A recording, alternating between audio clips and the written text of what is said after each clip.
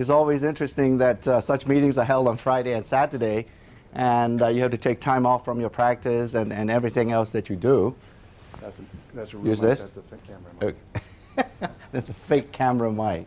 Okay, there we go. That's a good start. Yes.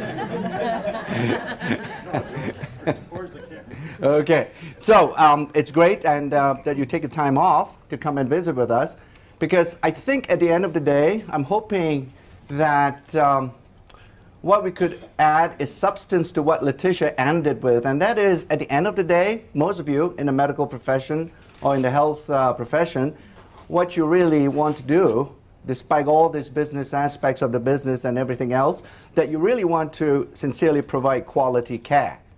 And that is impinging right now because of all the things that are happening in the world, that your ability to provide quality care is really being discounted and rapidly diminishing.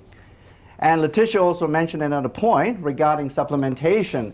That's a worrisome thing in your world, because you really are not sure when your patient comes to you and present a product to you, you're really not quite sure how you're going to advise the person. And that adds on to your angst. And in fact, every week when you pick up your New England Journal, you see another article on why supplements are really bad for your patients, and so on and so forth. Particularly focusing on this technology that we call the biophotonic scanner. And we'll explain some of the science to you so that you have a level of comfort that fundamentally what we're trying to do is really answer the question, how do you really know whether your supplements work or not? At the very least, or at the very minimum, when you leave here, you will have some idea, at least we can measure. Because when you talk about science, you really don't talk about science. Science is really about measuring. Science is actually about basing your conclusions on data. Regardless of what field of science you come into, it's really all about measurement, isn't it? So, and that's what we're trying to do with the scanner. I was back in Hopkins visiting a friend of mine back there, and he obviously is in academic medicine. And he was telling me, boy, you know, even in academic medicine, we are being bombarded with all these questions regarding supplementation as well.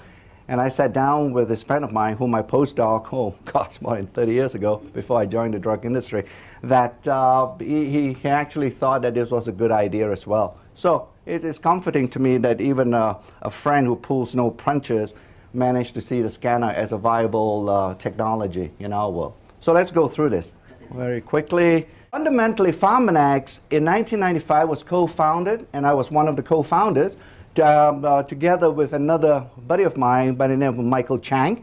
He was trained, and he still thinks he is, a medicinal chemist. And Michael worked in a company whom all of you should be familiar with, and that company was Merck. And he was really responsible for their drug discovery programs. And on the other side of the fence, I was responsible for drug discovery at another drug company called Wyeth. And I sort of participated and worked in that company close to about 11 years. And over that period of time, I actually sort of contributed to the development of rapamycin, which is now the anti-rejection drug, and also to another non-steroidal by the name of Etodolag, and then finally another photodynamic therapy drug that's called sort of BOPP, which is specifically a selective brain tumor destroying type of molecule, which when you give it intravenously, it goes into tumor cells and not to the normal regular brain cells. And when you activate the light at a particular wavelength, it actually generates free radicals to destroy that tumor cell. So it's fascinating. But fundamentally, we got together with Michael and I, and we decided to really focus on natural products and natural ingredients to start this company that we call Pharmanex. And one of the first scientific advisors that we consulted with is this Professor Carl Gerasi. And he was a Stanford chemist professor. He started, in fact, he was a co-founder of Syntax, which right now it doesn't exist anymore in the Bay Area because it's now part and parcel of Roche.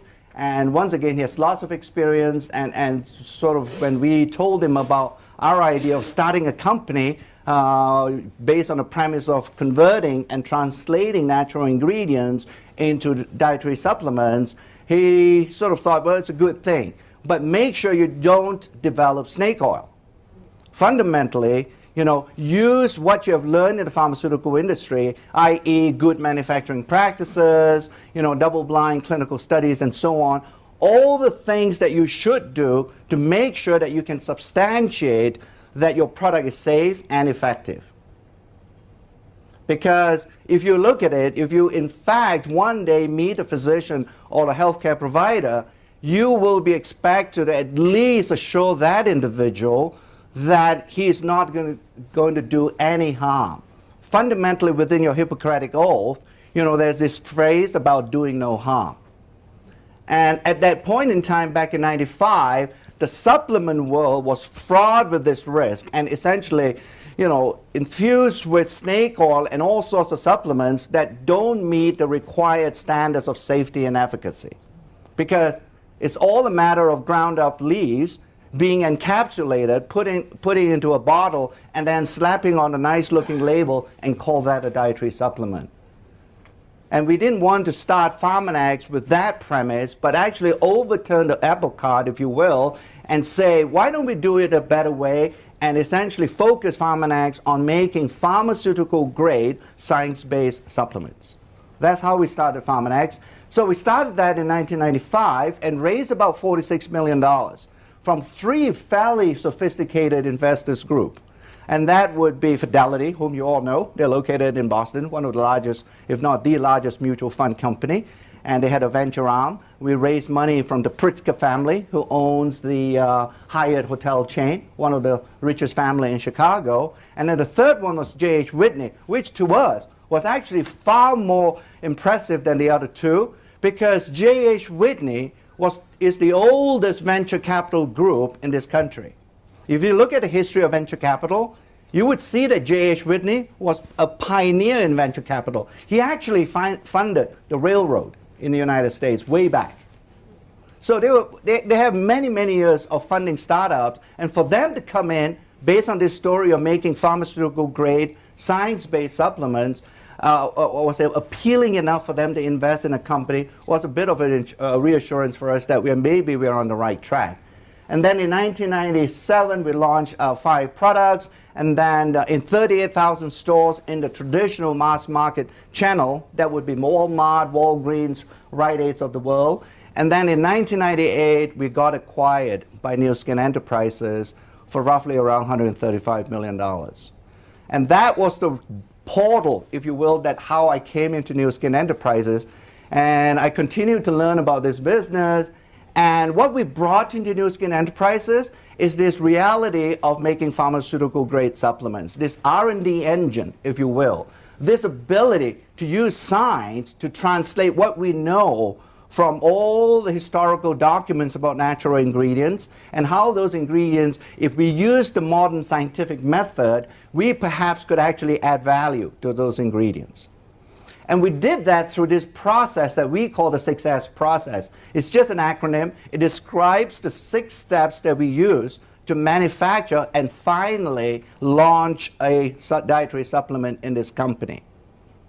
Okay.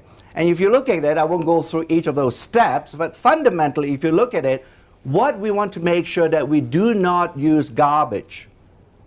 Because no matter how good your process and how good your science is, if you put in garbage in, you are going to get garbage out at the other end.